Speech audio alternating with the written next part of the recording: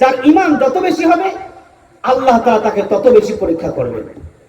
ওয়ালানাবলুওয়ান্নাকুম বিশাইইন মিনাল খাউফি ওয়াল জু'i ওয়া নাকসিন মিনাল আমওয়ালি ওয়াল আনফুসি ওয়াত থামারাত ওয়া বাশশিরিস সাবিরিন। আল্লাহ পাক রব্বুল আলামিন সূরা বাকারার মধ্যে বলছেন, মুমিন বান্দারা জানা হবে তাদেরকে কখনো ভয় দেখাইয়া, কখনো ক্ষুধার্ত রেখে, কখনো কখনো তাদের মাল সম্পদের মধ্যে হেরাস করে, কখনো কখনো শস্য ফসলের মধ্যে হেরাস করে, নকশান করে, ক্ষতি করে। আমি তাদেরকে পরীক্ষা করব।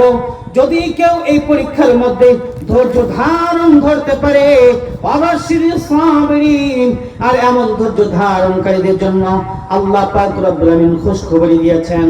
কেমন খুশখবরি? ইন্নাল্লাহা মা'আস সাবিরিন।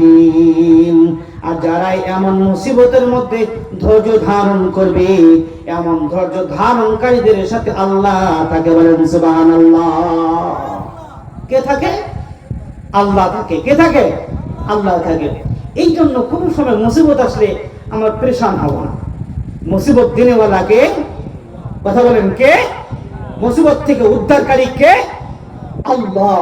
যেই আল্লাহ মুসিবত দিয়েছে ওই আল্লাহ কি করবে? উদ্ধার করবে। বলেন সুবহানাল্লাহ।